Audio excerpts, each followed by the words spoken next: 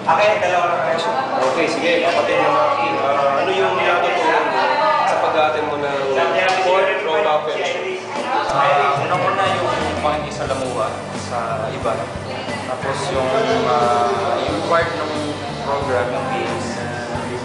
Meron yung leadership. Yung nakita ko sa ganda mo. Natutunan. Saka yung yung pakikisalamuha kasi kapag hindi katulad dun sa iba na walang gantong salo-salo. Although meron, pero yung pakikisalamuha, yung grupo-grupo. So, tingin ko yun yung pinaka-the best na natutunan ko maya. Ano po yung natutunan mo sa pag-aatin mo ng Roca Fellowship? Tropa. So, nasa kwan na yun, nasa work na yun in tropa. So, may magpagkang maraming friends.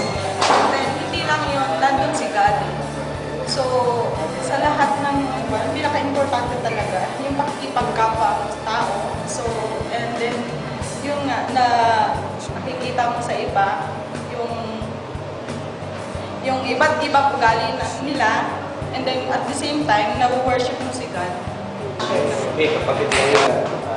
Ano yung natutunan mo sa pag-aatin mo ng Roca Fellowship? Marami ako natututunan. Una sa God dyan, yung makitungo sa iba pang mga Kristiyano. I believe na maraming pupunta dito. May mga pumunta dito na unbelievers. But I believe na sa nakita nilang kasiyahan, malamang isa na to.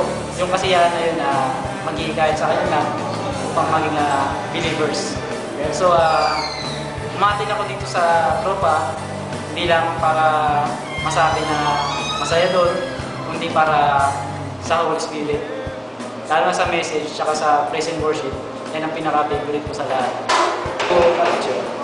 Ano yung natutunan mo sa Roca Fellowship? Okay, first of all, I am Jenny. I'm working in JFK Hospital. And what I've really learned is that in order to serve God, it don't have to be boring. Kasi kailangan, dito sa tropa, sobrang saya.